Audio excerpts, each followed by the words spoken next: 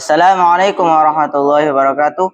Pada kesempatan kali ini saya akan membacakan Sirah Nabawiyah dari kitab Rahiqul Maktum karangan Syekh Syafiur Rahman Al-Mubarakfuri pada halaman 71 dan 72. Bismillahirrahmanirrahim. Wa lanastami'u ila Aisyata as-Shadiqati radhiyallahu anha tarwi lana qissatan hadhil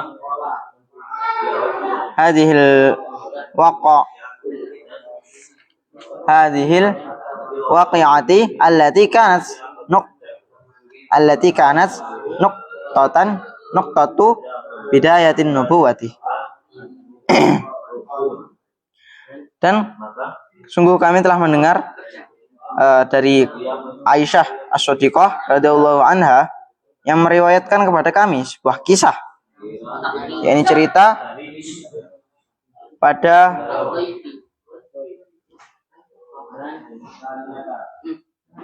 fakta ini atau kejadian ini yang merupakan sebuah titik permulaan kenabian. Wa akhadat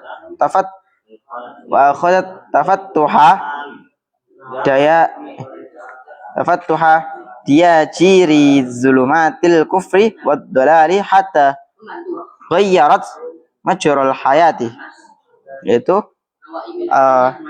dan beliau mendapati terbukanya sebuah kegelapan dan kekufuran dan kesesatan, ya, dan hingga berubahnya jalur atau jalan kehidupan, adalah khattat tarikh, dan berubahnya garis sejarah. Qalat Aisyah radhiyallahu anha, Aisyah radhiyallahu anha berkata, awalu ma budi'a bihi Rasulullah sallallahu alaihi wasallam minal wahyi ar-ru'ya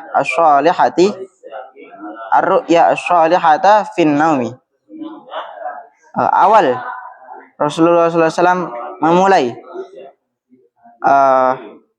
berubahnya garis sejarah ini adalah dari wahyu yang berupa penglihatan yang benar di dalam tidur beliau.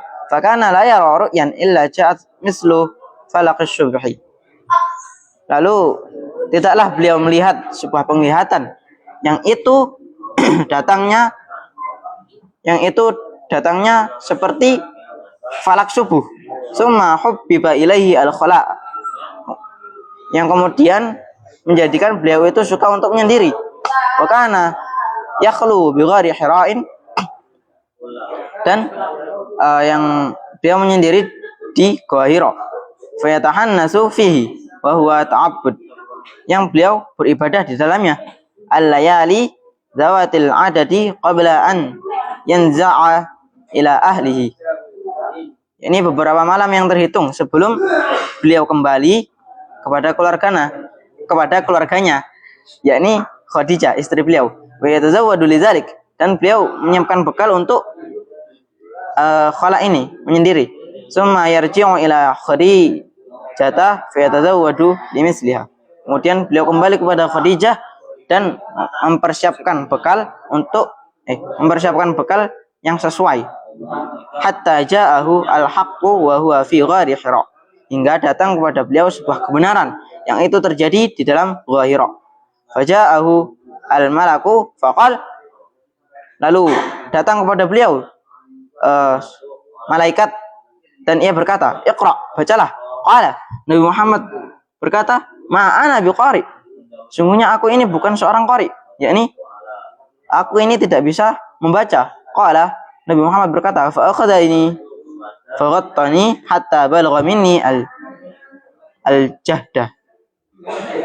Lalu malaikat itu mengambilku dan memelukku hingga sampai kepadaku, hingga dadaku ini terasa sesak atau berat. Summa arsalani, kemudian ia melepaskanku. Faqala, dan malaikat berkata, Iqra, bacalah. Qultu, aku berkata, yakni Rasulullah, ma ana biqari, sungguhnya aku ini bukan seorang qari. Qala, Dan beliau berkata, fa akhadhani fa ghattani asani hatta balagha minni al-juhda. Malaikat itu mengambilku dan memelukku yang kedua kalinya hingga diriku merasa berat. Summa arsalani faqala, kemudian ia melepaskanku. Dan malaikat itu berkata, "Iqra, bacalah." Faqultu, lalu aku berkata, "Ma ana biqari." Sungguhnya aku ini bukan seorang qari. Fa akhadhani fa ghattani as-salisah. Maka ia mengambilku dan memelukku yang ketiga kalinya. Summa arsalani, kemudian ia melepaskanku. Faqala, dan ia berkata, "Iqra bismi rabbikal ladzi khalaq. Khalaqal insana min 'alaq. Iqra wa rabbukal akram." Yang artinya, bacalah dengan nama Tuhanmu yang menciptakan manusia dari segumpal darah.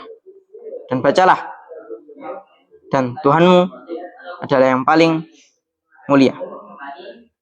Terdapat pada surat Al-Alaq ayat 1 sampai 3. Faraja'a biha Rasulullah sallallahu alaihi wasallam yarjufu fuadu. Lalu beliau kembali, lalu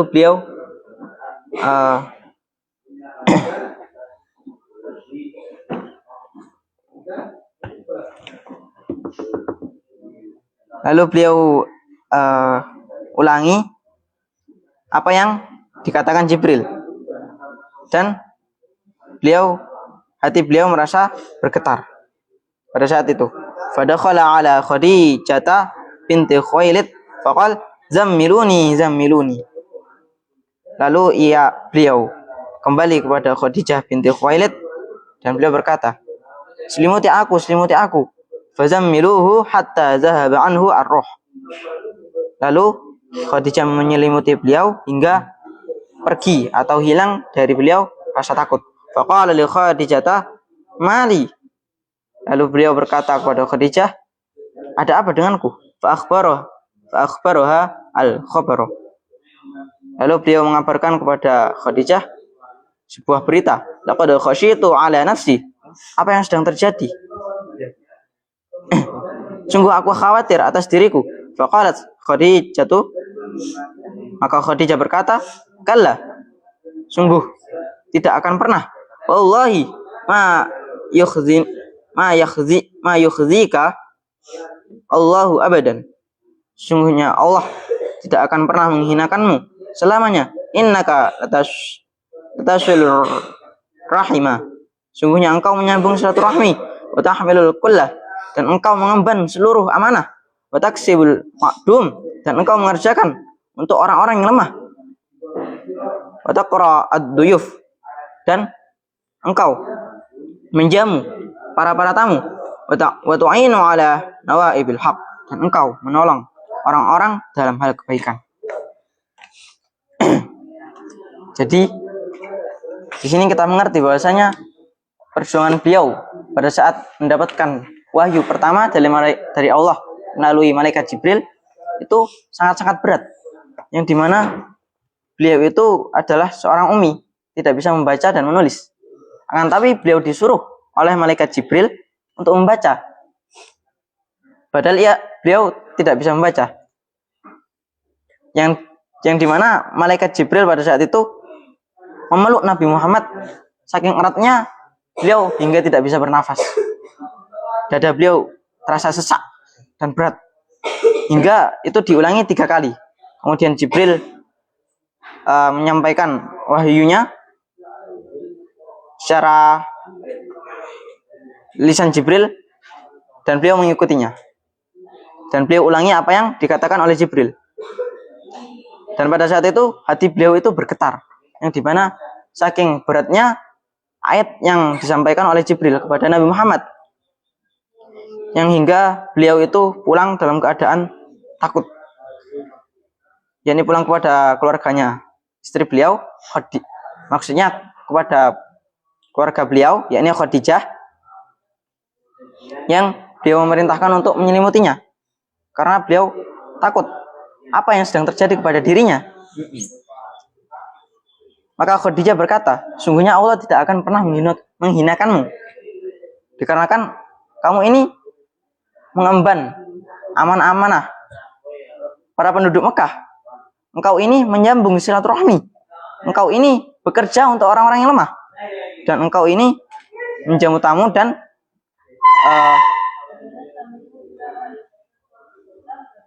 membantu orang dalam hal kebenaran. Maka Allah tidak akan menghinakanmu.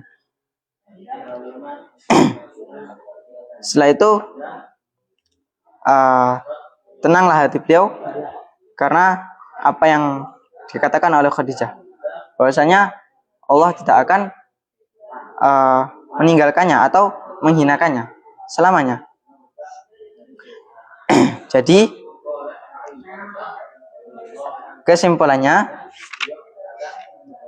kita harus melanjutkan apa yang diperjuangkan Nabi, dan kita harus mewarisi apa yang diwarisi Nabi, yakni ilmu-ilmu dari dalam Al-Quran, yang dimana Nabi itu mendapatkannya dengan sangat berat, dengan sangat